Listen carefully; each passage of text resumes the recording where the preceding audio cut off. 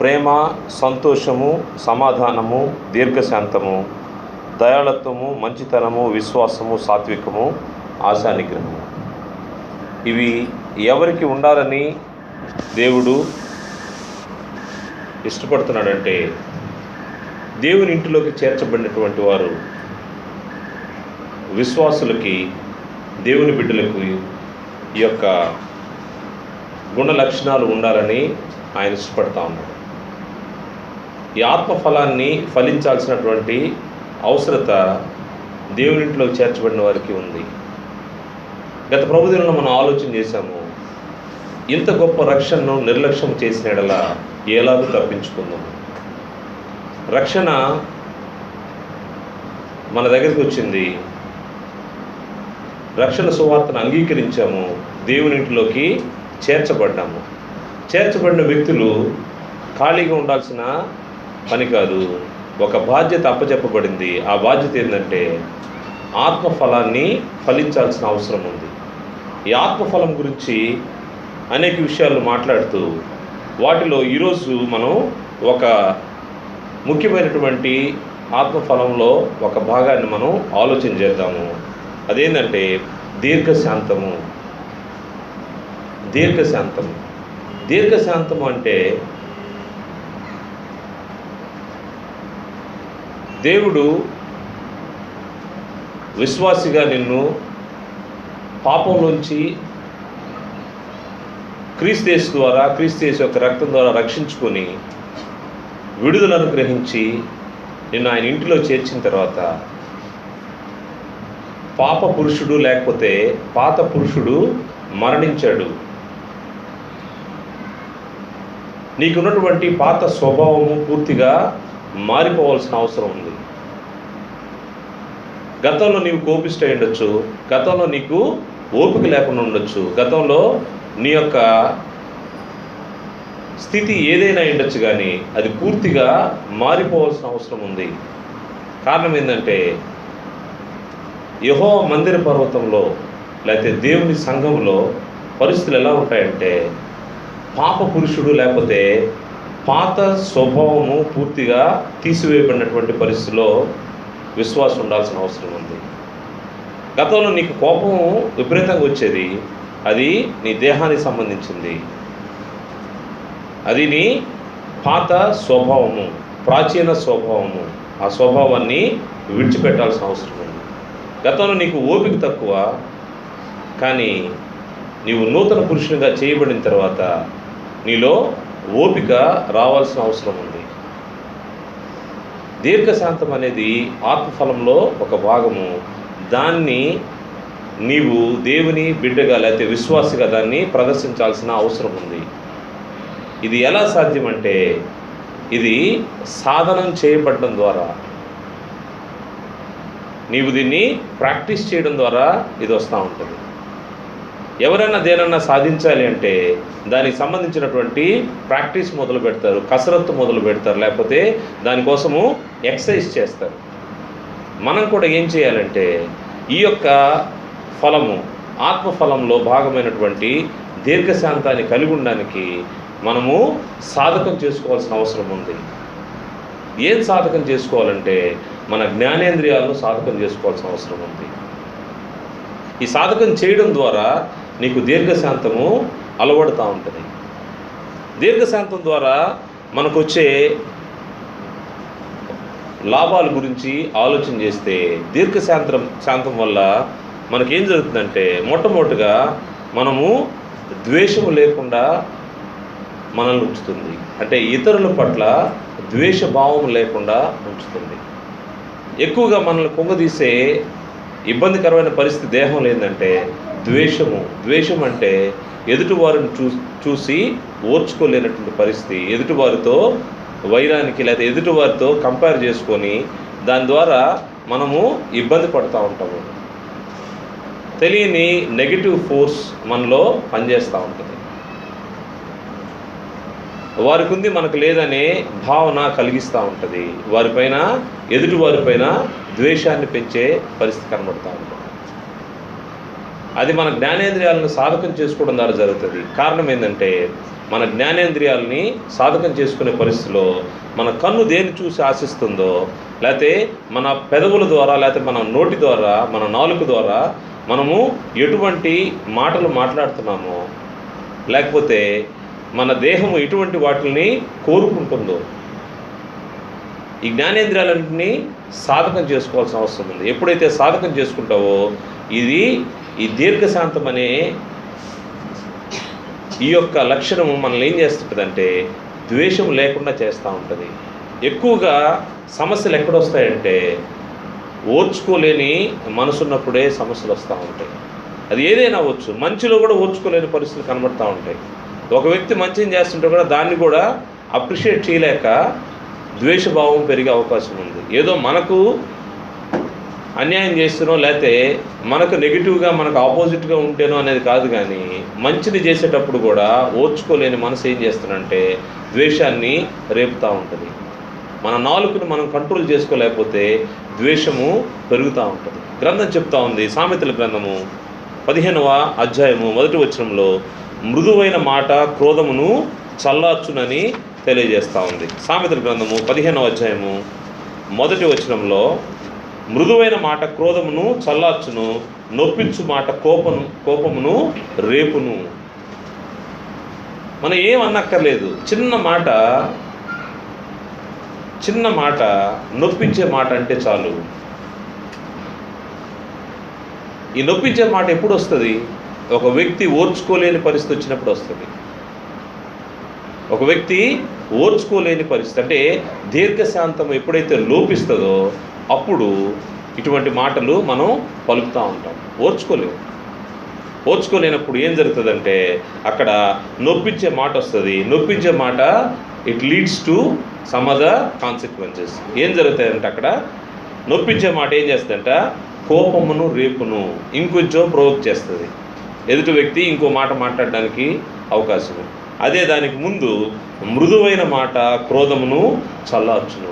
మృదువైన మాట నీకు ఎప్పుడు వస్తుందంటే ఎప్పుడైతే నీకు ఓర్పు కలిగి ఉంటావో, దీర్ఘశాంతం ఎప్పుడైతే ఉంటుందో అప్పుడు నీ నోట్లో వచ్చే ప్రతి మాట ఎదుటివారు పరుషంగా మాట్లాడినా, లేకపోతే ఎదుటివారు ఇబ్బంది పెట్టే పరిస్థితిలో మాట నోరు జారినా మనకు దీర్ఘశాంతము మనల్ని ఏ విధంగా చేస్తుందంటే దాని మధ్యలో ద్వేషం పెరిగే పరిస్థితి లేకుండా ఆపుతూ ఉంటుంది. అందుకే మృదువైన మాట క్రోధమును చల్లార్చును. ఒకవేళ నిజంగానే మధ్యలో కొంచెం డిస్ప్యూట్స్ ఉన్నాయనుకోండి, నువ్వు ఎప్పుడైతే మృదువుగా మాట్లాడతావో అప్పుడు వెంటనే ఆ క్రోధము లేకపోతే ఆ మధ్య ఉన్నటువంటి వైరము తగ్గిపోతూ ఉంటుంది. అందుకే దీర్ఘశాంతము అవసరమైనది విశ్వాసికి. దీర్ఘశాంతం ఇది అందుకోసమే ఆత్మఫలంలో భాగంగా ఉంది. ముందుగా ద్వేషాన్ని దూరం చేస్తూ ఉంటుంది. హెబ్రీ పత్రికలో చూస్తే హెబ్రీ పత్రిక 10వ అధ్యాయము 24వ వచనంలో ప్రేమను పెంచుతూ ఉంటుంది. దీర్ఘశాంతము ప్రేమను సత్కార్యము చేయడానికి నిన్ను ప్రేరేపిస్తూ ఉంటుంది. 10వ అధ్యాయము 24-25 వచనాలు కలిసి ఉన్నాయి. సమాజంగా కూడుకునే దాన్ని మానద్దని చెప్తూ ప్రేమ చూపుటకును సత్కార్యము చేయుటకును ఒకరినొకడు పురికొల్పవలనని ఆలోచించము. ప్రేమ సత్కార్యము ఎప్పుడు జరుగుతుందంటే మన మధ్యలో మన సంభాషణ మృదువుగా ఉన్నప్పుడు. ఎప్పుడైతే నీకు దీర్ఘశాంతం కలిగి ఉంటావో దీర్ఘశాంతం యొక్క రిజల్ట్స్ ఏ విధంగా ఉంటాయంటే ప్రేమ చూపడానికి ఆస్కారం కలిగి ఉంటుంది. నిజంగా నీ మీదకి వైరంతో ఒక వ్యక్తి వచ్చినా అతన్ని ప్రేమగా చూడగలిగే మనసు, దాన్నే దీర్ఘశాంతం అంటాం. నీకు తప్పు చేసిన, నీ ఎడల పాపం చేసిన, లేకపోతే నీ ఎడల దుష్కార్యం చేసిన ఆ వ్యక్తిని ఓర్చుకోగలిగే మనసు, ఇది క్రీస్తు ప్రభు వారికి ఉంది. క్రీస్తు ప్రభు వారిని హింసించే వారి కొరకు ఆయన ప్రార్థన చేసేవాడిగా మనకు కనబడుతూ ఉంటాడు.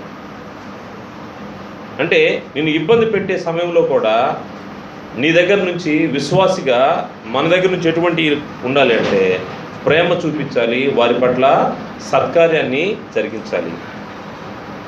ఎప్పుడైతే ద్వేషంతో ఉన్నటువంటి ఒక వ్యక్తి మనకు హాని తలపెట్టాలని ఆలోచన చేసినప్పుడు నువ్వు వారి పట్ల ప్రేమ చూపించావు అనుకోండి, వారి పట్ల సత్క్రియ జరిగించామనుకోండి, ఆటోమేటిక్గా ఏం జరుగుతుంది? తనలో మార్పు కలుగుతూ ఉంటుంది. క్రీస్తు ప్రభువు వారు చేసింది అదే. క్రీస్తు ప్రభువు వారు చూసిన తర్వాత అనేక మంది ఈరోజు ఆలోచన చేయగలడానికి కారణం ఏంటంటే క్రీస్తు ప్రభువు వారు చూపించినటువంటి దీర్ఘశాంతము, లేకపోతే ఆయన చూపించినటువంటి ప్రేమ. ద్వేషాన్ని మాన్పేటటువంటి దీర్ఘశాంతము, ద్వేషాన్ని లేకుండా చేసే దీర్ఘశాంతం. గ్రంథం చెప్తా ఉంది, దీర్ఘశాంతము ద్వేషాన్ని ఏ విధంగా మాన్పుతుందంటే, ద్వేషం కలిగి ఉంటే ఏం జరుగుతుందో, ఎంత నష్టం ఉంటుందో గ్రంథంలోంచి మనం పరిశీలన చేద్దాము. యోహాను రాసినటువంటి మొదటి పత్రిక 3వ అధ్యాయము 15వ వచనంలో ద్వేషం ద్వారా నువ్వు పొందుకోబోయేది ఏంటంటే, 15వ వచనం, తన సహోదరుని ద్వేషించువాడు నరహంతకుడు, ఏ నరహంతకుని యందును నిత్య జీవం ఉండదని మీరెరుగుదురు. నీ సహోదరుని ద్వేషించితే నిన్ను దేవుడు ఏ విధంగా ట్రీట్ చేస్తాడంటే నరహంతకుడు అంటాడు. ఒక మనిషిని చంపనక్కర్లేదు, లేకపోతే అతన్ని హత్య చేయాల్సిన అవసరం లేదు. హత్య చేయకపోయినా కేవలము ద్వేషించావంటే, అంటే ద్వేషించడం అంటే ఇక్కడ నీ సహోదరునికి విరోధ భావమైనటువంటి పరిస్థితులు క్రియేట్ చేశావంటే, బయట లోకంలో ఆలోచన చేసేది ఎలా ఉంటుందంటే, ద్వేషించడం అంటే లేకపోతే ఏదో వారి మధ్యలో పెద్ద గొప్ప తగాదా ఉంటేనే దాన్ని వారి మధ్యలో ద్వేషం ఉంది, వారు పలుక్కోరు అనే మాట వినబడతా ఉంటుంది. కానీ సహోదరుల మధ్య ఆలోచన చేసే విధానం ఏంటంటే, నీ సహోదరునికి వ్యతిరేకంగా నువ్వు మాట్లాడినా, లేకపోతే నీ సహోదరుని నీవు ద్వేషించినా, నిన్ను దేవుడు ఏ విధంగా చెప్తున్నాడంటే, వర్ణిస్తున్నాడంటే, తన సహోదరుని ద్వేషించువాడు నరహంతకుడు, ఏ నరహంతకుని యందును నిత్య జీవం ఉండదని మనం ఎరుగుదాము. ఎందుకోసం మనము దేవుని ఇంట్లోకి వచ్చామో, ఏ డెస్టినేషన్ పాయింట్కి మనం చేరాలని ఆలోచన చేస్తున్నామో, ఎందుకోసము లోకంతో కలవకుండా లోకంకి వేరుగా మనం బ్రతుకుతా ఉన్నామో, ఆ పర్పస్ అంతా వేస్ట్ అయిపోతూ ఉంటుంది నీ సహోదరుని కానీ ఉద్దేశిస్తే. కారణం ఏంటంటే, నీ సహోదరుని పట్ల నీకున్న విరోధ భావాన్ని బట్టి దేవుడు నిన్ను ఏ విధంగా ట్రీట్ చేస్తా అంటే నరహంతకుడిగా ట్రీట్ చేస్తాడు. అందువల్ల జాగ్రత్తగా ఆలోచన చేయాల్సింది ఏంటంటే, ఎప్పుడైతే నీకు నీ సహోదరుని పట్ల దీర్ఘశాంతం కలిగి ఉంటావో ద్వేషానికి తావే లేకుండా పోతూ ఉంటుంది. కారణము, మనం నిత్య జీవం పొందుకోవడానికి మనము ఇక్కడికి చేరున్నాము. ఆ విషయాన్ని మర్చిపోకూడదు. ఎందుకు నీవు నేను దీర్ఘశాంతాన్ని కలిగి ఉండాలి, ఓపిక కలిగి ఉండాలి అంటే, ముఖ్యంగా ఆలోచన చేస్తే మనం పిలువబడిన పిలుపు ఈ లోకంలో అనేక మంది యాక్సెప్ట్ చేయింది, లేకపోతే దాన్ని గ్రహించింది, గుర్తించింది దేవుడు మనకు చేసినటువంటి మేలు. నువ్వు పిలువబడిన పిలుపుకు తగినట్టుగా నీవు ఆత్మఫలాన్ని ఫలించాలి. ఈ ఆత్మఫలంలో భాగమైనటువంటి దీర్ఘశాంతము నీకు నాకు ఏం చేస్తుందంటే, సహోదరుని ద్వేషించకుండా ఉండేదానికి, సహోదరుని పట్ల ప్రేమను చూపించడానికి, సత్కార్యాన్ని జరిగించడానికి మనకు అవకాశం ఏర్పరుస్తూ ఉంటుంది.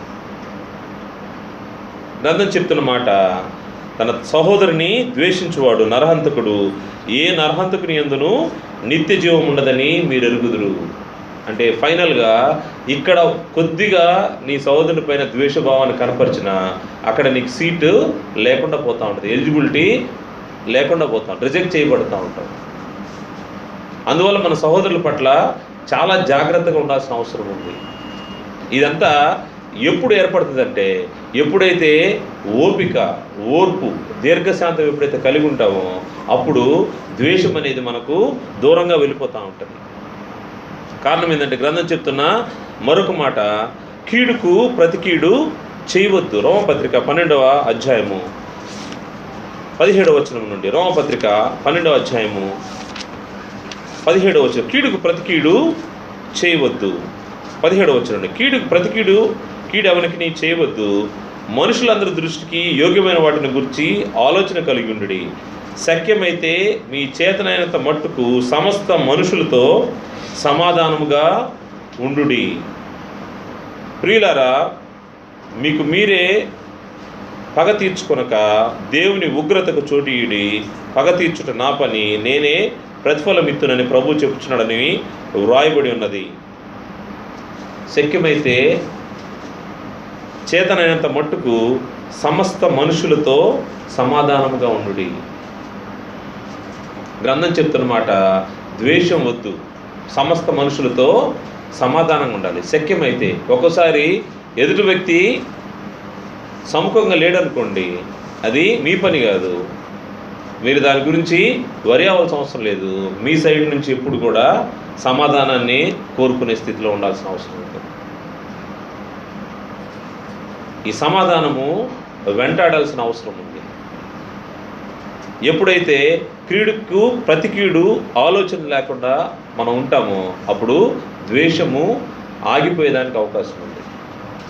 ద్వేషం ఎప్పుడు పెరుగుతూ ఉందంటే కీడు జరిగించినప్పుడు దానికి ప్రతి కీడు చేయాలని ఎప్పుడైతే మనసు వస్తూ ఉంటుందో అది వెళ్ళిపోతూ ఉంటుంది, మరి ఎక్కువగా పెరిగిపోతూ ఉంటాయి. ద్వేషం పెరుగుతూ ఉంటే తన సహోదరుని ద్వేషించువాడు నరహంతకుడు, మర్చిపోకూడదు. దీర్ఘశాంతము మనల్ని ఏం చేస్తుంటుందంటే ద్వేషాల నుంచి దూరంగా తీసుకెళ్ళిపోతూ ఉంటుంది. ద్వేషం అనేది మన దగ్గరకు రాకుండా దీర్ఘశాంతం మనల్ని కాపాడుతూ ఉంటుంది. అందుకే ఆత్మఫలంలో భాగమైనది. నువ్వు ఎటువంటి దీర్ఘశాంతం కలిగి ఉండాలంటే ద్వేషాన్ని దూరంగా పెట్టే దీర్ఘశాంతము, లేకపోతే సమాధానాన్ని కోరుకునే దీర్ఘశాంతము. ఈ రోమపత్రికలోని 14వ అధ్యాయంలో చూస్తే 19వ వచనము, నీవు సమాధానం కలిగి ఉండాలి. శక్యమైతే సమస్త మనుషులతో సమాధానం అన్న తర్వాత 14వ అధ్యాయం 19వ వచనంలో, కాబట్టి సమాధానమును పరస్పర క్షేమాభివృద్ధిని కలుగు చేయ వాటిని ఆసక్తితో అనుసరింతుము. వాటినే అని దాని తర్వాత ఫుట్ నోట్లో అనుసరింతుమంటే వెంటాడదుము. సమాధానం కోసము వెంటాడాలి. పరస్పర క్షేమాభివృద్ధి అంటే నీకు క్షేమం జరగాలి, నీ సహోదరునికి కూడా క్షేమం జరగాలి. అనేక సార్లు మన హెచ్చరికల్లో లేకపోతే మనము సహోదరులతో హెచ్చరించే దాంట్లో నష్టపోయేది ఎక్కువ కనపడుతూ ఉంటుంది క్షేమాభివృద్ధి కంటే. ఎందుకంటే హెచ్చరించే విధానం తెలియక, ఏ విధంగా సరిదిద్దాలో తెలియక ఏం జరుగుతుందంటే దాన్ని ముక్కుసూటిగా పాయింట్ చేసి వాళ్ళని గుచ్చినట్టు మాట్లాడటం వల్ల జరిగే నష్టం ఏంటంటే ఆ వ్యక్తి దూరంగా వెళ్ళిపోతూ ఉంటాడు. మార్చుకునేది లేదు కదా, ఏం జరుగుతుందంటే దూరంగా వెళ్ళిపోతూ ఉంటాడు.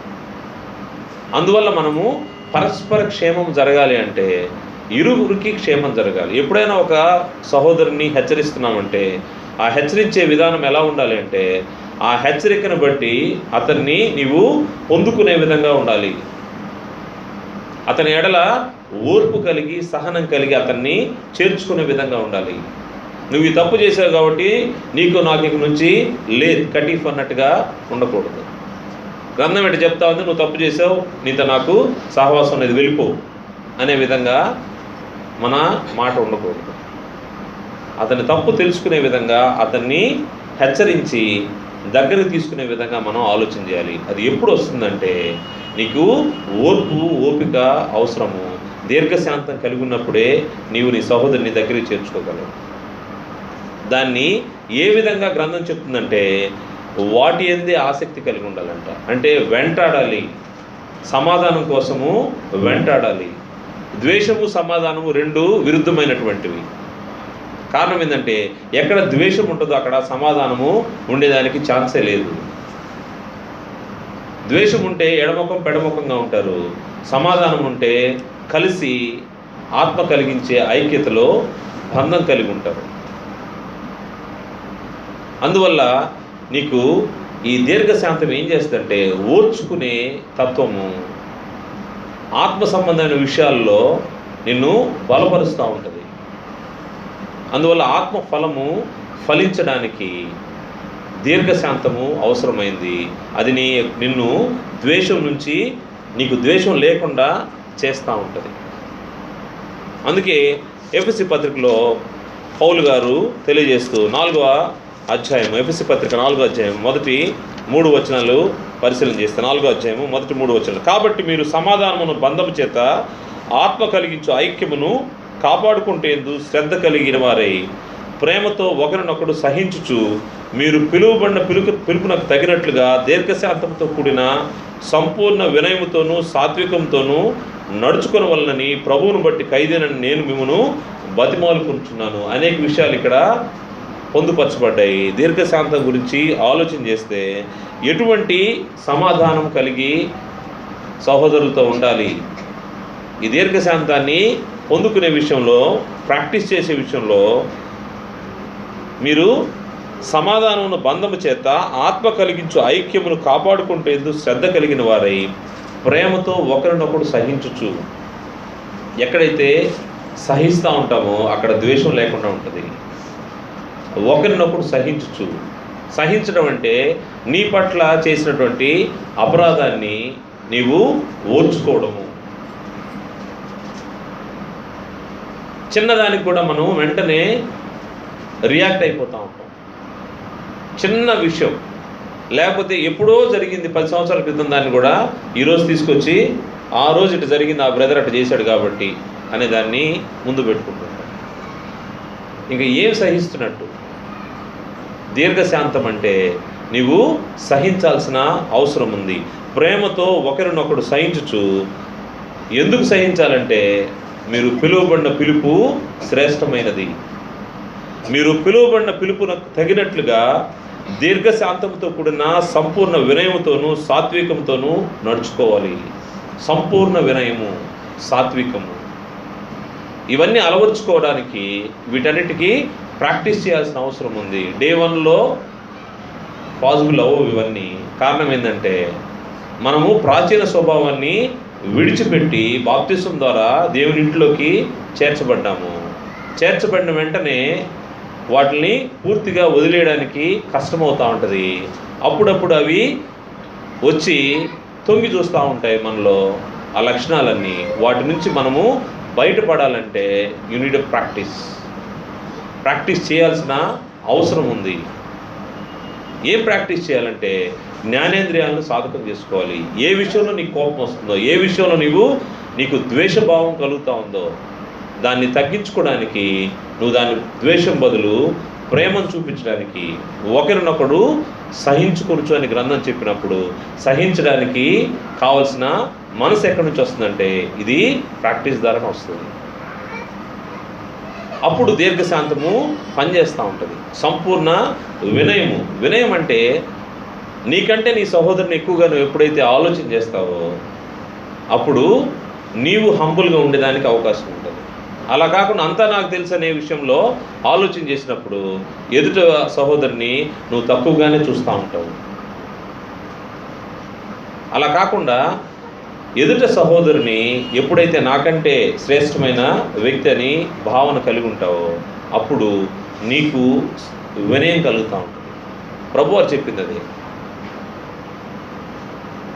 ఎవరు ముందుండాలని ఆలోచన చేస్తారో వారు పరిచర్య జరిగించాల్సిన అవసరం ఉంది. వారు తగ్గించుకోవాల్సిన అవసరం ఉంది. ద్వేషభావాన్ని దూరం చేసుకోవాల్సిన అవసరం ఉంది.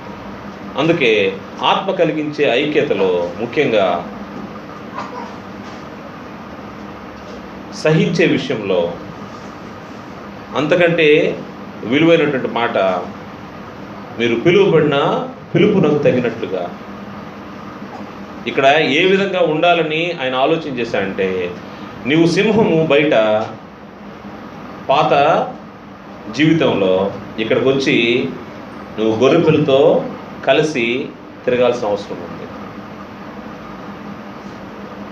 ఎంత గొప్పవాడువైనా దేవుని ఇంట్లోకి వచ్చిన తర్వాత నీవు సాధు జంతువులానే ఉండాల్సిన అవసరం ఉంది. ఎప్పుడైతే ఆ మనసు కలిగి ఉంటామో ఆ దీర్ఘశాంతాన్ని అలవర్చుకునే దానికి అవకాశం ఉంటుంది. దీర్ఘశాంతం ద్వారా మొట్టమొదటి మనం ఆలోచన చేసాము, అది ద్వేషం లేకుండా చేస్తుందనే విషయాన్ని ఆలోచన చేశాము. రెండవ దాన్ని మేలేందంటే తప్పిదాలను వెదకదు. నీకు ఎప్పుడైతే దీర్ఘశాంతం ఉంటుందో తప్పిదాలను వెదికే పరిస్థితి ఉండదు. హ్యూమన్ నేచర్ ఏంటంటే ఎక్కడ మైనస్ ఉంటుందో ఆ మైనస్నే చూస్తూ ఉంటాం.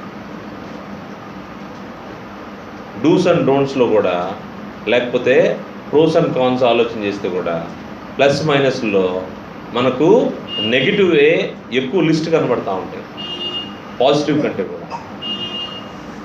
కారణం ఏంటంటే మనం పాజిటివ్ వాటిపైన చాలా తక్కువగా ఫోకస్ చేస్తాము, నెగిటివ్ వాటి గురించి ఎక్కువ ఆలోచన చేస్తాము. స్ప్రెడ్ అవ్వడం కూడా అదే ఫాస్ట్గా స్ప్రెడ్ అవుతుంది. చెడే ఎక్కువగా త్వరగా వ్యాపించేదానికి అవకాశం ఉంటుంది. ఒక వ్యక్తి గురించి మంచి చెప్పేదానికంటే కూడా 10 మంచి చేసినా ఒక్క చెడు చేస్తే చాలు, ఈ చేసిన 9 కూడా మిస్ అయిపోతూ ఉంటాయి. వాటికంటే చేసిన చెడుకే ప్రచారం ఎక్కువ జరుగుతూ ఉంటుంది. కానీ దీర్ఘశాంతం ఏం చేస్తుంటుందంటే ఇతరులని తప్పిదాలను వెదకదు. గ్రంథం తెలియజేస్తున్నటువంటి మాట, తప్పిదాలను వెదకడం అంటే ప్రభువారు ఉపమానం చెప్తూ మత్తయి సువార్త 7వ అధ్యాయంలో ఒక మాట చెప్తున్నాడు. నీ కంటిలోని దూలాన్ని ముందు చూసుకో. మన కంటిలో దూలాన్ని పెట్టుకొని ఎదుటివాని యొక్క కంటిలోని నలుసు గురించి మనం ఆలోచన చేస్తూ ఉంటాం అనే విషయాన్ని ప్రభువారు తెలియజేస్తూ 7వ అధ్యాయం మత్తయి సువార్త 7వ అధ్యాయము మొదటి 5 వచనాలని మనం చూస్తే, మీరు తీర్పు తీర్చకుడి, అప్పుడు మిమ్మల్ని గూర్చి తీర్పు తీర్చబడదు. మీరు తీర్పు చొప్పుననే మిమ్మల్ని గూర్చి తీర్పు తీర్చబడను. మీరు కొలత చొప్పుననే మీకును కొలవబడను. నీ కంటిలోనున్న దూలము నెంచక నీ సహోదరుని కంటిలోనున్న నలుసును చూచుట ఎలా? నీ కంటిలో దూలముండగా నీవు నీ సహోదరుని చూచి నీ కంటిలో నన్ను నలుసును తీసి వేయనిమ్మని చెప్పనేలా? వేషధారి, మొదట నీ కంటిలోనున్న దూలమును తీసుకొనుము, అప్పుడు నీ సహోదరుని కంటిలోనున్న నలుసును తీసివేయటం నీకు తేటగా కనబడును.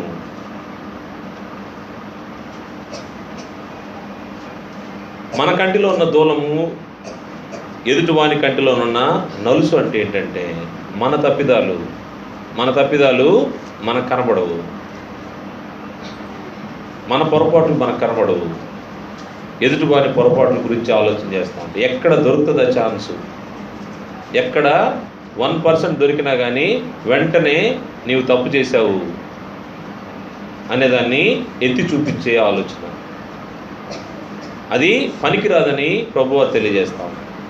సాధ్యమైనంత వరకు మనము ఎదుటివారి యొక్క తప్పులను పట్టించుకునే దానికి కంటే వారిలో ఉండే మంచిని ఆలోచన చేయడానికి మనం ముందుండాల్సిన అవసరం ఉంది. ప్రభువారు అందుకే చెప్తున్నారు, ముందు నీ దూలాన్ని తీసేస్తే అప్పుడు ఏం జరుగుతుందంటే నీ సహోదరుని కంటిలో ఉన్న నలుసును తీసివేయటకు నీకు తేటగా కనబడును, స్పష్టంగా కనబడుతుంది. ఎప్పుడైతే మన తప్పిదాల ముందు మనము కరెక్ట్ చేసుకుంటూ వస్తున్నామో తర్వాత మన సహోదరుని తప్పిదాలు ఆలోచన చేయడానికి అవకాశం ఉంటుంది. ఎప్పుడైతే తప్పిదాలను వెదకుండా ఉండాల్సిన అవసరం ఉంది. కారణం ఏంటంటే క్రీస్తు యేసులోకి రాకముందు నీ యొక్క అనలైజేషను లేకపోతే నీ అనాలిసిస్ ఎలా ఉంటుందో తెలియదు, కానీ ఎదుటి వ్యక్తి గురించి క్రీస్తు యేసులోకి వచ్చిన తర్వాత మాత్రము నువ్వు చూడాల్సింది ఆత్మ సంబంధమైన విషయాలను ఎక్కువగా చూడాల్సిన అవసరం ఉంది. బయట విషయాల కంటే, బాహ్య సంబంధమైన విషయాల కంటే ఆత్మ సంబంధమైన విషయాలతో సరిపోల్చుకోవాల్సిన అవసరం ఉంది. వెలుచూపును బట్టి కాక అని గ్రంథం చెప్తున్న మాటను మనం ఆలోచన చేస్తే యోహాను సువార్త 7వ అధ్యాయము 24వ వచనంలో, యోహాను సువార్త 7వ అధ్యాయము 24వ వచనము, వెలుచూపును బట్టి తీర్పు తీర్చక న్యాయమైన తీర్పు తీర్చుడనను.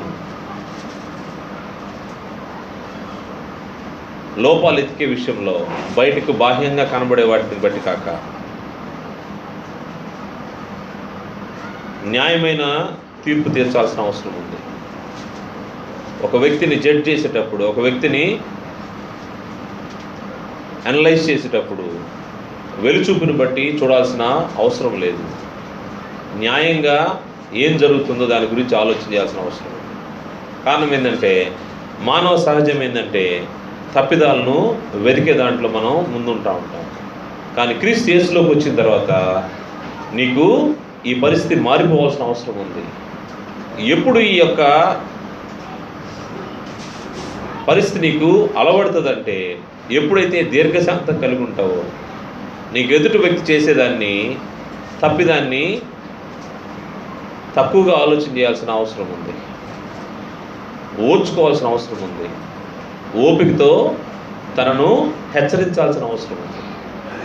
దీర్ఘశాంతం అంటే ఎదుటి వ్యక్తి తప్పు చేస్తూ ఉంటే ఊరిక చూస్తా కూర్చోమని కాదు, కానీ దాని అర్థం ఏంటంటే సహించాల్సిన అవసరం ఉంది. వెంటనే రియాక్ట్ కాకూడదు. వెంటనే రియాక్ట్ అవుతున్నామంటే దేహంలో నీకు లోపం ఉందని అర్థము. లోపాన్ని సరి చేసుకోవాల్సిన అవసరం ఉంది.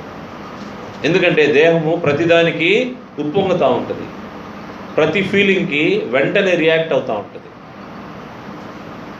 కానీ విశ్వాసకు ఉండాల్సినటువంటి లక్షణం ఏంటంటే ఆ ఫీలింగ్స్ని కంట్రోల్ చేసుకోవాల్సిన అవసరం ఉంది. దానికి ప్రాక్టీస్ అవసరం, దానికి దీర్ఘశాంతం అవసరమైనది.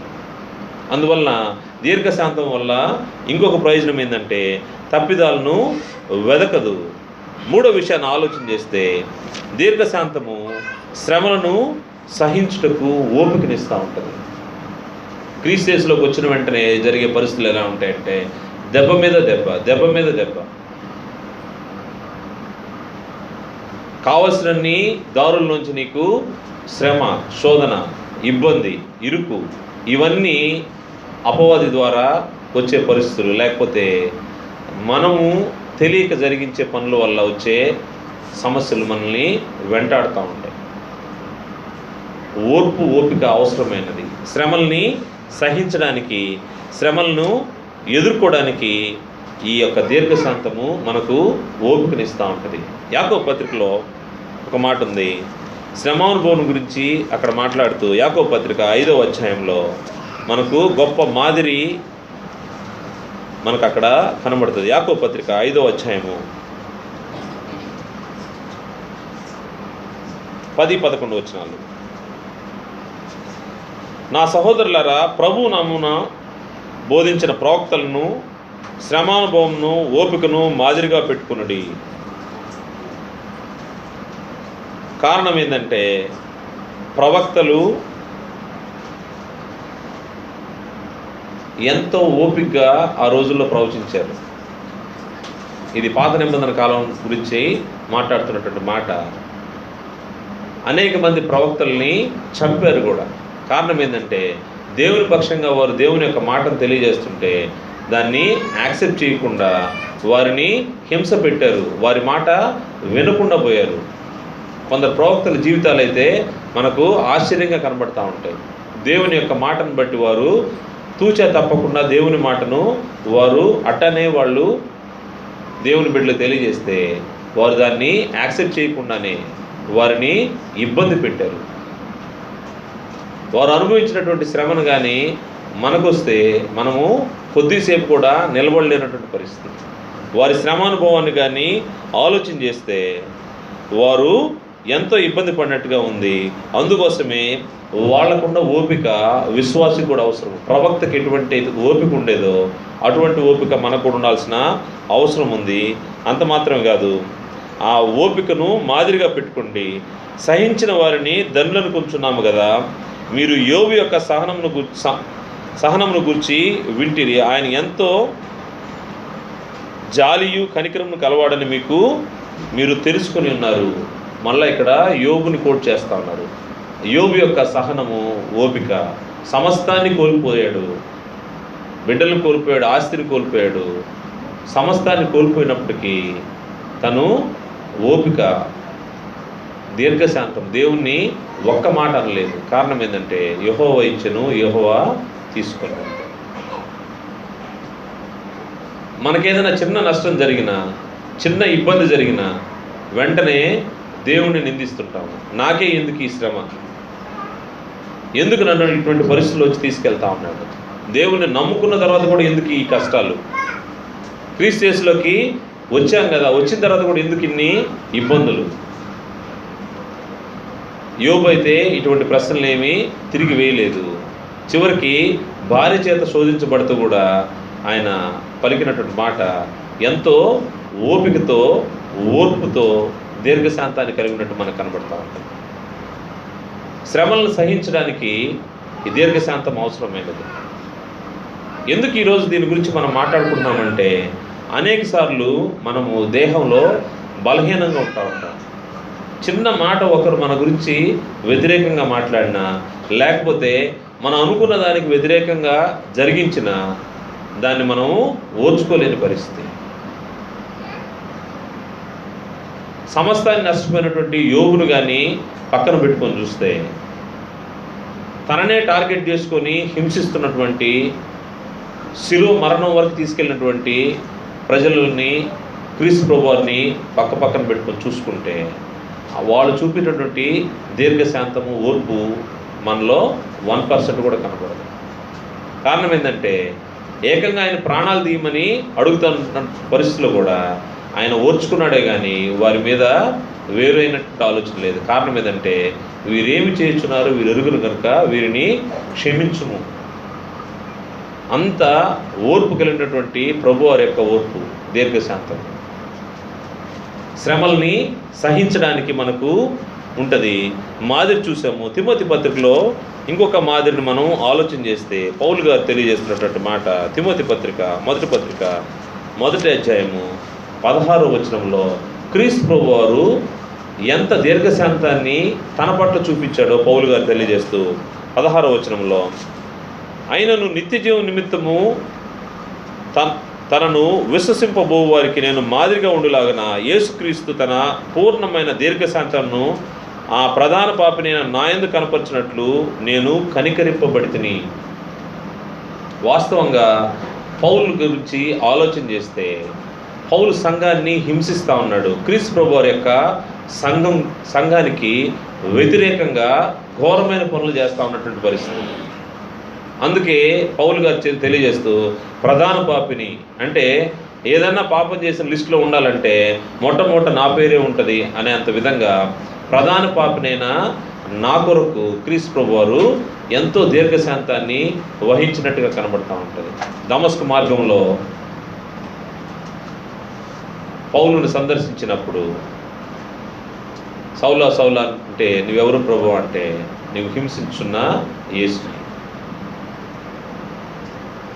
సంఘాన్ని హింసిస్తూ ఉన్నాడు. కారణం ఏంటంటే, దాని ముందు తెలియజేస్తున్నాడు 12వ వచనంలో, పూర్వము దూషకుడును హింసకుడును హానికరుడైన నన్ను తన పరిచర్యకు నియమించి నమ్మకమైన వారిగా ఎంచినందున నన్ను బలపరిచిన మన ప్రభు అయిన క్రీస్తు యేసుకు కృతజ్ఞుడనై ఉన్నాను.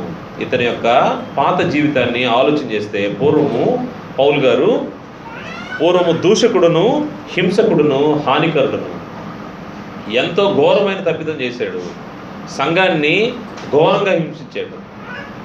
బహుశా సిలువకు అప్పగించిన వారి కంటే కూడా మరి ఎక్కువగా ఈయన పాపాన్ని చేసినట్టుగా మనకు కనబడుతుంది. ప్రభువారికి వ్యతిరేకంగా పనిచేసిన వ్యక్తి కనబడుతుంది. వాస్తవంగా అటువంటి పరిస్థితిలో, అంత ఘోరమైన పరిస్థితి మనకు జరిగిస్తూ ఉంటే మనము ఓర్చుకోలేము, మనం తాళలేము. కానీ ప్రభువారు అన్ని సమస్తాన్ని ఓర్చుకొని సంఘాన్ని హింసిస్తున్నప్పటికీ ఎంతో ప్రేమతో దీర్ఘశాంతం కలిగి ఆయన్ని దగ్గర చేర్చుకున్నాడు. కారణం ఏంటంటే, దమస్కు మార్గంలో ఆయనకి దర్శనం అయిన తర్వాత అననీయ దగ్గరికి తీసుకుని రాబడినప్పుడు అననీకి తెలుసు ఈ వ్యక్తి ఘోరమైనటువంటి హింసను చెలరేగిస్తున్నాడని తెలుసు. అయినప్పటికీ ప్రభువారి ద్వారా డైరెక్ట్ చేయబడ్డాడు. ఇతను నా కోసము అన్ని జనుల్లో సువార్తను ప్రకటించడానికి నేను ఏర్పరచుకున్నాను. ప్రభువారు ఎంత ఓపిక కలిగి ఉన్నారో అందుకే పౌలు గారు చెప్తూ, నేను ప్రధాన పాపినైన నన్ను ఆయన తన దీర్ఘశాంతము చేత నన్ను రక్షించాడు. దీర్ఘశాంతము ఏం చేస్తూ ఉంటుందంటే, శ్రమలను సహించడానికి, ఓర్చుకోవడానికి నీకు శక్తినిస్తూ ఉంటుంది. ఇంకొక విషయాన్ని ఆలోచన చేస్తే, 4వ విషయము, కేవలము మన శ్రమల్లోనే కాదు, ఇతరుల శ్రమల్లో కూడా సహించడానికి. మనకైతే అది వ్యక్తిగతంగా మన శ్రమ, కానీ ఇతరులు శ్రమలు కూడా సహించడానికి ఈ యొక్క దీర్ఘశాంతము ఉపయోగపడుతూ ఉంటుంది. అంటే ఇతరుల శ్రమల్లో కూడా మనము పాలు పొందాల్సిన అవసరం ఉందని గ్రంథం హెచ్చరిస్తూ ఉంది. ఒకరి భారములు ఒకరు భరించాలి. గలతీ పత్రిక 6వ అధ్యాయము మొదటి 2 వచనాలు చూస్తే, గలతీ పత్రిక 6వ అధ్యాయం మొదటి 2 వచనాలు, సహోదరులారా, ఒకడు ఏ తప్పిదములను చిక్కునేడలా ఆత్మ సంబంధులైన మీలో ప్రతివాడును తానును శోధింపబడుతున్నాయేమో అని తన విషయమై చూచుకొనుచు సాత్వికమైన మనసుతో అట్టివారిని మంచి దారికి తీసుకొని రావాలను. ఒకని భారములు ఒకడు భరించి ఇలాగూ క్రీస్తు నియమమును పూర్తిగా నెరవేర్చుడి. క్రీస్తు నియమం అంట ఒకరి భారాలు ఒకరు పంచుకోవడం, ఒకరి ఇబ్బందులు ఒకరు పాలు పొందడము క్రీస్తు ప్రభువారి యొక్క నియమము. కొత్త నిబంధన చట్టానికి తీసుకొని రాబడిన విశ్వాసులు క్రీస్తు ప్రభువారి యొక్క ఆజ్ఞలు పాటించేవారు. ఏం చేయాలంటే క్రీస్తు ప్రభువారు నియమించిన నియమాల్లో నడవాల్సిన అవసరం ఉంది. ఒకరి భారముల్లో ఒకరు పాలు పంచుకోవాలి. ఒకరి భారమునొకడు భరించి ఈలాగు క్రీస్తు నియమును పూర్తిగా నెరవేర్చుడి. ఒకరి ఇబ్బందుల్లో మనము, వారికి శ్రమ వచ్చింది, వారి శ్రమలో మనదే అనుకొని మనం కూడా వారితో పాటు ఉండాల్సిన అవసరం ఉంది. దాన్ని ప్రాక్టికల్ క్రిస్టియానిటీ అంటారు. క్రీస్తు యేసుని కనపరిచే విధానము, ఎదుటి వ్యక్తి ఇబ్బందులు ఉన్నప్పుడు తనని వెళ్ళి పలకరించి. అందుకే మేమెప్పుడు నువ్వు ఆకలి కొంటే నీకు ఆహారం ఇచ్చామయ్యా, ఎప్పుడు నువ్వు చెరసాల్లో ఉంటే నేను చూడడానికి వచ్చు, ఎప్పుడు నీకు బాగలేకపోతే నేను దర్శించాం. నీ సహోదరునికి నువ్వు చేస్తే నాకు చేసినట్టే. ఇవన్నీ ఎందుకు మనము ఆలోచన చేయాలంటే ఒకరి భారంలో ఒకరు భరించాల్సిన అవసరం ఉంది. ఇది క్రీస్తు యేసు యొక్క నియమము, క్రీస్తు యేసు యొక్క మనస్సు. అందుకే కొలసీ పత్రికలో, ఫిలిప్పీ పత్రికలో క్రీస్తు యేసును కలిగిన మనస్సును మీరు కలిగి ఉండుడని తెలియజేస్తూ ఫిలిప్పీ పత్రిక 2వ అధ్యాయము 3వ వచనం చూస్తే, కక్ష చేతనైనను వృధాస్యం చేతనైనను ఏమీ చేయక వినయమైన మనసు గలవారై ఒకరినొకడు తనకంటే యోగ్యుడని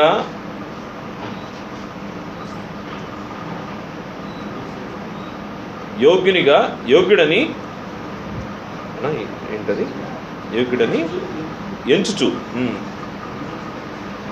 మీలో ప్రతివాడును తన సొంత కార్యములు మాత్రమే గాక ఇతరుల కార్యములు కూడా చూడవలెను. మీలో ప్రతివాడును తన సొంత కార్యములను మాత్రమే కాక ఇతరుల కార్యములను కూడా చూడవలెను. క్రీస్తు యేసును కలిగిన ఈ మనస్సు మీరును కలిగి ఉండుడి. క్రీస్తు యేసు యొక్క నియమాన్ని చూసాము.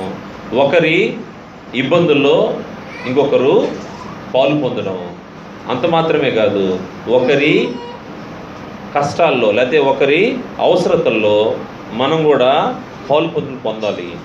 దాన్ని తెలియజేస్తూ క్రీస్తు యేసును కలిగిన ఈ మనస్సు మీరును కలిగి ఉండుడి.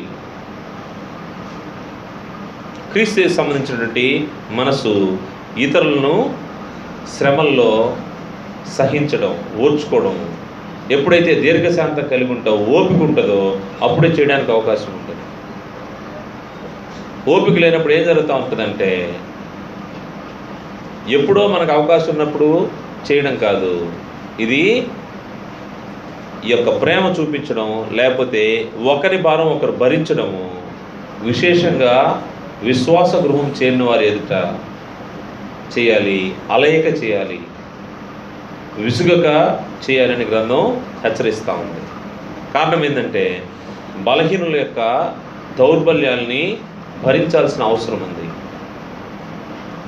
ఎవరైతే బలహీనంగా ఉన్నారో వారితో కలిసి నువ్వు వెళ్ళి వారికి చేయూతను అందించాల్సిన అవసరం ఉంది. అది ఆత్మ సంబంధం కావచ్చు, భౌతికంగా కావచ్చు. రోమపత్రిక 5వ అధ్యాయం 15వ అధ్యాయంలో చూస్తే, రోమపత్రిక 15వ అధ్యాయము మొదటి 2 వచనంలో, కాగా బలవంతులమైన మనము మనల్ని మనమే సంతోషపరచుకొనక బలహీనుల దౌర్బల్యములను భరించుటకు బద్దులమై ఉన్నాము.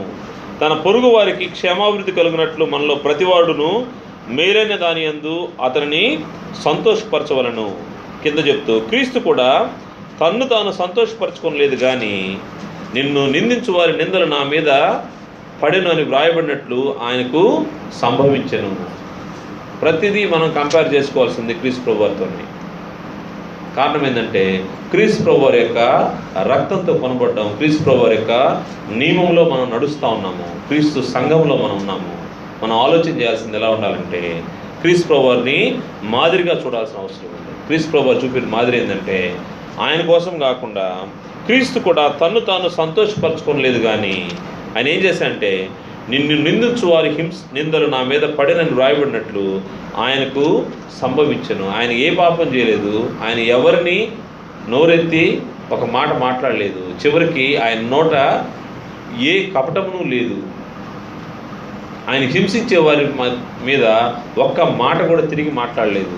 కారణము ఆయన చేసిన పాపం కాదు, ఆయన చేసిన తప్పు కాదు, ఇతరుల దౌర్బల్యాల కోసము, ఇతరుల పాపముల కోసము ఆయన హింసించబడ్డాడు, నిందలు పాలయ్యాడు. వీటన్నిటిలో ఆయన ప్రదర్శించినటువంటి ఆత్మఫలం ఏంటంటే దీర్ఘశాంతం. ఎప్పుడైతే క్రీస్తు ప్రభువారు వీటన్నిటి ప్రదర్శించాడో దాని ద్వారా మనకు జరిగిన మేలు ఏంటంటే నీవు నేను ఈరోజు రక్షణ భాగ్యాన్ని మనం పొందున్నాము. క్రీస్తు ప్రభువారికి అంత దీర్ఘశాంతం లేకుండా ఉంటే మన పరిస్థితి మనం నిత్య నరకాగ్నిలో ఉండాల్సిన వారు. కారణము దీర్ఘశాంతం అనే మాట ఇది దేవుని చిత్తమై ఉన్నది.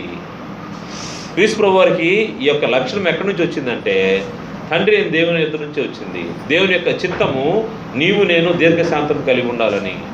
అందువల్లనే ఆ లక్షణాన్ని క్రీస్తు ప్రభువారి ద్వారా మనకు మాదిరిగా ఉంచాడు.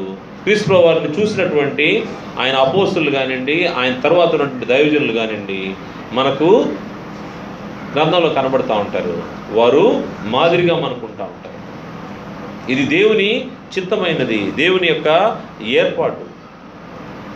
దేవుడు కూడా ఎంతో దీర్ఘశాంతం కలిగి ఉన్నాడు. కారణం ఏంటంటే ఎవరు కూడా నశించకూడదని.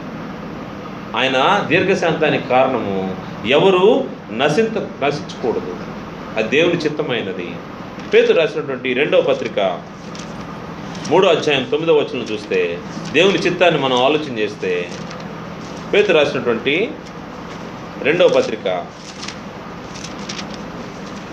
3వ అధ్యాయము 9వ వచనంలో ఎవడును నశింపకూడదని దేవుడు దీర్ఘశాంతాన్ని కలిగి ఉన్నట్టుగా మనకు గ్రంథం తెలియజేస్తుంది. కొందరు ఆలస్యం ఎంచుకున్నట్లు ప్రభు తన వాగ్దానం గురించి ఆలస్యం చేయవాడు కాడు, కానీ ఎవడును నశింపవలని ఇచ్చేయింపక అందరూ మారు మనసు పొందవలని కోరుచు మీ ఎడల దీర్ఘశాంతం గలవాడై ఉన్నాడు. కారణం ఏంటంటే ఎవరు నశించకూడదని దేవుని యొక్క ఉద్దేశం. అందుకోసమే ఓర్చుకుంటా ఉన్నాడు. ఆయన ఎంత ఓర్చుకున్నాడు అనే సంగతి గతించిన కాలాల్లో మనకు గ్రంథస్థం చేయబడిన ఇన్సిడెంట్స్ చాలా కనబడతాయి. మనకు నోహ సమయంలో ప్రపంచమంతా పాడైపోయిన పరిస్థితిలో, లోకమంతా పాపంతో నిండిపోయిన పరిస్థితిలో ఆయన దీర్ఘశాంతము ఏ విధంగా మనుషులు కాపాడిందంటే, మానవ జాతిని కాపాడిందంటే ఆయన సంకల్పం నెరవేర్చబడడానికి ఒకే ఒక కుటుంబము, అది నోహ కుటుంబము. ఓడలో ప్రవేశింపచేసి వారిని రక్షించి మొత్తం మానవాళిని తీసివేయకుండా కాపాడింది. దాని తర్వాత ఆయన ఏర్పాటు చేసుకున్నటువంటి ఇశ్రాయేల్ విషయంలో కూడా అదే జరిగింది. ఐగుప్తులోంచి తీసుకుని వస్తున్నప్పుడు అవిధేయులైనటువంటి వారందరూ కూడా రాలిపోతూ వచ్చారు. అనేక సార్లు ఇబ్బందులు కలిగినప్పుడు కూడా బోయజు ద్వారా దావీదు సంతానము రావడానికి, లోకరక్షకుడు రావడానికి దేవుడు ఏర్పాటు చేశాడు. ఈ మధ్యలో అనేక ఇబ్బందులు ఎదుర్కొన్నప్పటికీ దేవుని సంకల్పాన్ని, రక్షణ సంకల్పము ఈరోజు మనం ఆలోచన చేస్తున్నటువంటి మాట దేవుని యొక్క దీర్ఘశాంతము వీటన్నిటికీ కారణమైంది. అనేక సార్లు దేవుని మాట వినకుండా ఇశ్రాయేలీలు లేకపోతే దేవుని నిబంధనలో ఉన్న ప్రజలు దారి తప్పిపోతున్నప్పుడల్లా ఆయన ఓర్చుకున్నట్టుగా మనకు కనబడుతుంది. ఆయన దీర్ఘశాంతాన్ని ఆలోచన చేస్తే ఆశ్చర్యంగా మనకు ఉంటుంది. ఇదే పేతురు రాసినటువంటి 2వ పత్రికలో 3వ అధ్యాయంలో 20వ వచనం చూస్తే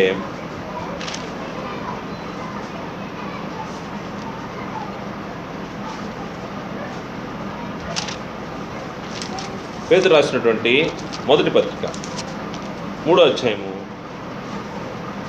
20వ వచనంలో, దేవుడు దీర్ఘశాంతము ఇంకా కనిపెట్టుచుండినప్పుడు పూర్వము నోహ దినంలో ఓడ సిద్ధపరచుండగా అవిధేయులైన వారి యొద్దకు, అనగా చెరలో ఉన్న ఆత్మల యొద్దకు ఆయన ఆత్మరూపిగాని వెళ్ళి వారికి ప్రకటించును. ఆ ఓడలో కొందరు, అనగా 8 మంది నీటి ద్వారా రక్షణ పొందిరి. దేవుని యొక్క దీర్ఘశాంతం ఏం చేసిందంటే మానవాళికి రక్షణ భాగ్యాన్ని కలిగించింది. ఎవడును నశింపకూడదని ఆయన చిత్తమైంది. ఇంకొక మాట తెలియజేస్తూ ఈ యొక్క 3వ అధ్యాయం 15వ వచనంలో చూస్తే, ప్రభువు దీర్ఘశాంతము రక్షణార్థమైనదని గ్రంథం తెలియజేస్తూ ఉంది. ప్రభు యొక్క దీర్ఘశాంతము 15-16 వచనాలు కలుపబడి ఉన్నాయి. 3వ అధ్యాయం 15వ వచనంలో, 2వ పేతురు 3వ అధ్యాయం 15వ వచనం, మరియు మన ప్రభు యొక్క దీర్ఘశాంతము రక్షణార్థమైనదని ఎంచుకునుడి. ప్రభు చూపించినటువంటి దీర్ఘశాంతం ఏం జరిగిందంటే, ఎందుకోసము దేవుడు నీ కొరకు దీర్ఘశాంతాన్ని కలిగి ఉన్నాడంటే అది నీ రక్షణ కొరకే. నీ రక్షణ కొరకు దేవుడు ఏర్పాటు చేసినటువంటి ఆత్మఫలమైనటువంటి దీర్ఘశాంతాన్ని నీవు ప్రదర్శించాల్సిన అవసరం ఉంది. నువ్వు ప్రదర్శించినప్పుడే పిలువబడిన పిలుపునకు లోబడినట్టుగా, పిలువబడిన పిలుపునకు తగినట్టుగా నీ జీవితాన్ని నువ్వు లీడ్ చేస్తున్నట్టుగా కనబడుతూ ఉంటుంది. దీర్ఘశాంతాన్ని గురించి అనేక విషయాలు గ్రంథంలో, సామెతల గ్రంథంలో మనకు కనబడతాయి. సామెతల గ్రంథం 14వ అధ్యాయము 29వ వచనంలో దీర్ఘశాంతము గలవాడు మహావివేకి అని గ్రంథం తెలియజేస్తూ ఉంది. అంటే వివేకి అయిన వాడు దీర్ఘశాంతాన్ని ప్రదర్శిస్తూ ఉంటాడు. అదే సామెతల గ్రంథంలో 16వ అధ్యాయం 32వ వచనంలో పరాక్రమశాలి కంటే దీర్ఘశాంతము గలవాడు శ్రేష్ఠుడు. అంటే నీకు వీరత్వము శౌరత్వం ఉందని చెప్పుకునే దానికంటే కూడా దీర్ఘశాంతం ఉందంటే అంతకంటే గొప్ప లక్షణం ఇంకోటి ఏది ఉండదని గ్రంథం తెలియజేస్తున్నట్టు మాట. పరాక్రమశాలి కంటే దీర్ఘశాంతం గలవాడు శ్రేష్ఠుడు.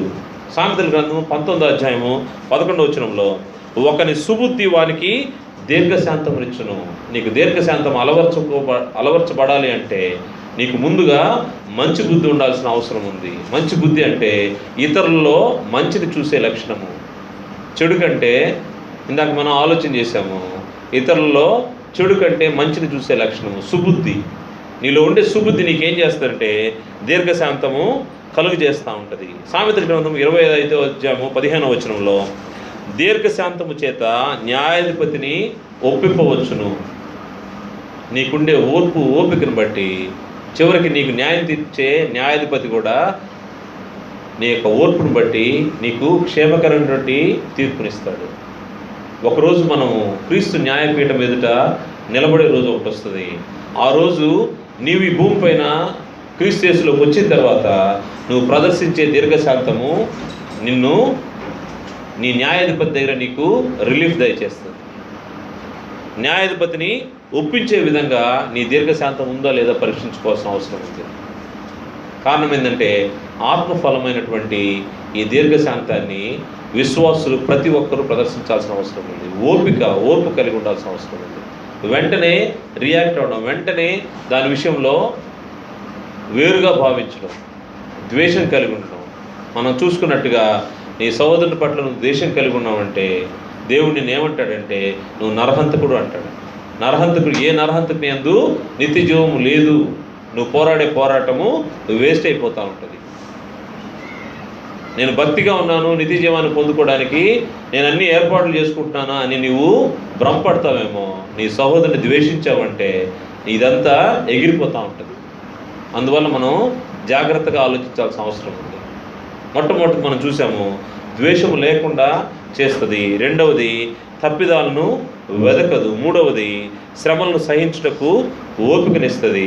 నాలుగవది, ఇతరుల శ్రమలను కూడా సహించడానికి ఉపయోగపడుతుంది. ఐదవ విషయము, దీర్ఘశాంతము దేవుని చిత్తమైనది. దేవుని చిత్తం ఏంటంటే ఎవడును నశించకూడదు, అందరూ అంతటా మారు మనసు పొందాలని ఆయన ఓర్చుకుంటా ఉన్నాడు. ఒకరోజు న్యాయాధిపతి ఎదుట నువ్వు నిలబడతావు. క్రీస్తు న్యాయపీఠం దగ్గర నిలబడినప్పుడు నీ దీర్ఘశాంతం యొక్క పరిస్థితి అక్కడ పరీక్షించబడుతూ ఉంటుంది.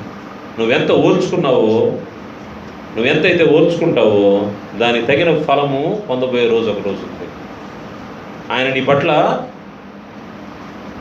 ఓర్చుకుంటాడు, ఓపిక పడతాడు. కారణం ఏంటంటే నీవు దీర్ఘశాంతాన్ని ప్రదర్శించావు కాబట్టి న్యాయాధిపతిని ఒప్పించగలవు, దేవుణ్ణి ఒప్పించగలవు. ఎప్పుడైతే మనము దీర్ఘశాంతాన్ని ప్రదర్శిస్తూ ఉంటామో, ఈ లక్షణము ఎంతో ముఖ్యమైనది క్రైస్తవునికి, విశ్వాసిగా. అది ప్రతి ఒక్కరూ, చెప్తున్న నేను, వింటున్న మీరు అందరూ ప్రాక్టీస్ చేయాల్సిన అవసరం. సాధన చేయకుండా రాదు. అది ఎలా సాధన చేయాలంటే కొంత సమయాన్ని మనము తీసుకోవాల్సిన అవసరం ఉంది. వెంటనే తొందరపడి దేనికి మాట్లాడడము, రెస్పాండ్ అవ్వడము కరెక్ట్ కాదు. కొంత సమయం ఎప్పుడైతే దాని గురించి ఆలోచన చేస్తామో, ఆలోచన చేసేది గ్రంథానుసారమైనదిగా ఉంటే నీకేం చేస్తూ ఉంటుందంటే, నీకు అందరు కనబడుతూ ఉంటారు ఒక్కసారి. తండ్రి అయిన దేవుని దగ్గర నుంచి క్రీస్తు ప్రభు వారు, యోబు, పౌలు గారు, ఈ విధంగా దీర్ఘశాంతాన్ని ప్రదర్శించినటువంటి వ్యక్తులందరూ మనకు కనబడుతూ ఉంటారు. వాళ్ళందరూ కనబడినప్పుడు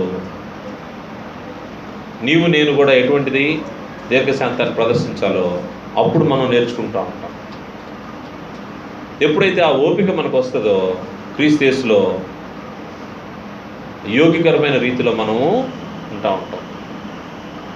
క్రీస్తు యేసు ఏ విధంగా కోరుకున్నాడో ఆ విధంగా మనం ఉంటాము. క్రీస్తు నియమంలో మనము నడిచేవారుగా ఉంటాము. క్రీస్తు యొక్క చట్టంలో మనం నిలబడిన వారిగా ఉంటాము. ఇవన్నీ మనకి ఏం చేస్తూ ఉంటాయంటే దేవుని యొద్ద బహుమానాన్ని సిద్ధం చేస్తూ ఉంటాయి. ఈ బహుమానం పొందాలనే మనం ఇక్కడికి వచ్చాము, బహుమానాన్ని పోగొట్టుకోవడానికి కాదు, లేకపోతే వేరే టైటిల్స్ ఏది పెట్టుకోవడానికి కాదు. వేరే టైటిల్ అంటే ఇందా చూసినట్టుగా నరహంతకుడు అనే టైటిల్, ఆ టైటిల్ మనకు సరైనది కాదు. కారణం ఏంటంటే ఎప్పుడైతే నీ సహోదరుని ద్వేషించావో నీవు నరహంతకుడివి. ఏ నరహంతకుని యందు నిత్య జీవము లేదు అని మనకు తెలుసు. సో నిత్య జీవం కోసం ఎదురు చూసే మనము దీర్ఘశాంతాన్ని అలవర్చుకోవాలని ప్రభుపేట మనం చేస్తూ ముగిస్తాము.